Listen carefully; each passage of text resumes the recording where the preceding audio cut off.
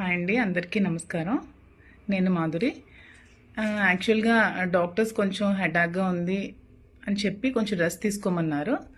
అలానే నేను నా సోషల్ మీడియాలో ఇన్స్టా వేదికగా ఒక పోస్ట్ పెట్టాను.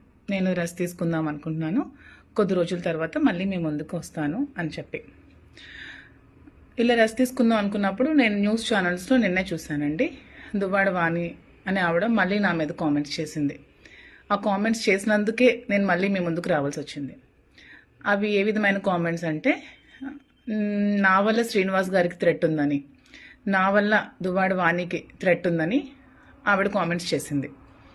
సో నా వల్ల థ్రెట్ ఉందనుకుంటే దువ్వాడ శ్రీనివాస్ గారికి 2 years నుంచి ఎవరు చూస్తున్నారండి? 2 years నుంచి అతను ఆలనా పాలనా అంతా ఎవరు చూసుకుంటున్నారు? ఏమే వచ్చి చూసుకుంది? నేనే కదా చూసుకున్నది. మరి 2 years ముందు నుంచి లేని థ్రెట్ ఇప్పుడు ఎందుకండి వస్తుంది సడన్గా?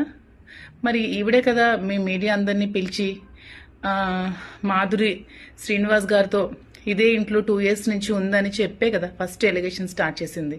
మీ మీడియా సాక్షిగా తన అందరికీ పిలిచి దివల్ మాధురి అనే అమ్మాయి శ్రీనివాస్ గారితో ఈ ఇంట్లో 2 years నుంచి ఉంటుంది అని చెప్పి కామెంట్స్ చేస్తూ ఆమె ఇక్కడికి వచ్చి ధర్నా స్టార్ట్ చేసింది. అది ఏ విధంగా చేసిందో మీరే చూశారు. టచ్ పాస్ చేసి, డోర్స్ విరగొట్టి, గోడలు విరగొట్టి, ఒక 10 మందిని తీసుకొచ్చి శ్రీను గారి మీద అటాక్ చేయడానికి చూసింది. ఈవెన్ చంపడానికి కూడా ట్రై చేసింది ఆ 10 మందితో కలిసి. శ్రీనివాస్ గారు కంప్లైంట్ కూడా ఫైల్ చేయడం జరిగింది. సో థ్రెట్ ఎవరు చేశారో మీరు అందరూ తెలుసుకోవాలని కోరుకుంటున్నాను. ఆవిడ థ్రెట్ చేసిందా? నేను థ్రెట్ చేశానా? ఆవిడ వల్ల థ్రెట్ ఉందా శ్రీనివాస్ గారికి? నా వల్ల థ్రెట్ ఉందా? సో ఇదే విధంగా ఇంకొక విషయం, ఆవిడ ఈ ఇల్లే కావాలి, ఇక్కడి నుంచి నేను కదలను, ఆమె ఇక్కడే వచ్చి ఉంటోంది, ఆమె ఇక్కడ ఉంటే నేను ఒప్పుకోను అనే కామెంట్స్ కూడా మళ్ళీ చేస్తుంది. సో ఆ కామెంట్స్ చేసింది కాబట్టి నేను రెస్పాండ్ అవ్వాల్సి వస్తుంది. ఆమె ఇక్కడే వచ్చి ఉంటుంది అనే దానికి ఉంటే మేము ఉంటామండి. ఎందుకంటే శ్రీనివాస్ గారికి పార్థిసం ఆశార్ అనే వ్యక్తికి స్థలం తీసుకున్నప్పుడు అతనికి ఒక 60 lakhs ఎలా పెండింగ్ ఉన్నారు. ఈ హౌస్ కన్స్ట్రక్షన్ సమయంలో నేను కూడా ఒక 2 crores ఇవ్వడం జరిగింది. వాళ్ళ బ్రదర్ కూడా ఇచ్చారంట, అది నాకు సరిగ్గా తెలియదు. వాళ్ళ బ్రదర్ కూడా అమౌంట్ ఎంతో హెల్ప్ చేశారని చెప్పడం జరిగింది శ్రీనివాస్ గారు. సో నేనెప్పుడు డబ్బులు తిరిగి ఆశించి అతనికైతే నేనెప్పుడు ఇవ్వలేదు.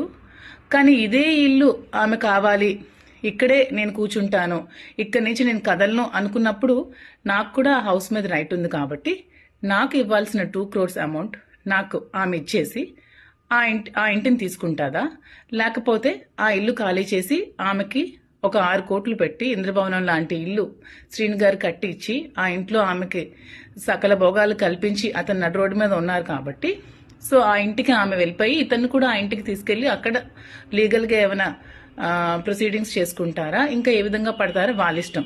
అంతేగాని ఇదే ఇల్లు కావాలి, ఈ ఇంటికి నేను వెళ్ళాలి అనుకుంటే నేను కూడా మీ మీడియా అందరినీ పిలిచి మీ మీడియా సాక్షిగా నేను కూడా ఇంటికి రావడం జరుగుతోంది.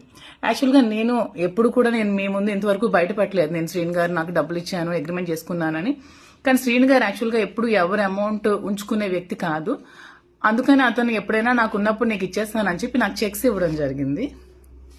ఇదిగోండి ఈ చెక్స్, ఇవి 50 lakhs ఒకటి,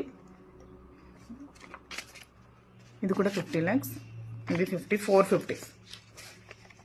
సో ఇవి కూడా నేను ఇప్పుడు చూపించిన దానికి నేనేదో ఆశించి నేను డబ్బులు ఇచ్చానని చెప్పడానికి కాదు. ఆమె ఆ ఇల్లు కావాలి, నాకు ఇక్కడే నేను ఉంటాను, ఈ ఇల్లుకి ఎవరికి రైట్ లేదు అని అంటోంది కాబట్టి నేను చూపించాల్సి వచ్చిందండి. సో ఈ అమౌంట్ నాకు క్లియర్ చేసేసి ఆమె ఇల్లు తీసుకుంటుందా, లేకపోతే ఆమెకి శ్రీనివాస్ గారు ఇచ్చిన ఇంటికి వెళ్ళి శ్రీనివాస్ గారితో ఏమైనా లీగల్గా ప్రాబ్లమ్స్ ఉంటే తేల్చుకుంటుందా? సో మీరే ప్రజలే డిసైడ్ చేయాలండి. సో ఇంకా నేను కూడా ఇంకా ఈ ఎలిగేషన్స్ ఏమి చేస్తే నేను కూడా ఇంకా రేపు వెళ్ళి మీడియా వాళ్ళని కూర్చోబెట్టి నేను కూడా అక్కడ కూర్చుంటాను. నాకు ఇవ్వాల్సిన అమౌంట్ వచ్చినంత వరకు నేను కూర్చుంటాను. ఇది త్వరగా క్లియర్ చేసుకుంటే మంచిదండి. దీన్ని రాజకీయ ఉద్దేశంతో ఇంకా ప్రొలాంగ్ చేసి ఇంకా చేయాల్సిన అవసరం లేదు. ఇది అందరూ తెలుసుకుంటారని కోరుకుంటున్నాను. Thank you so much.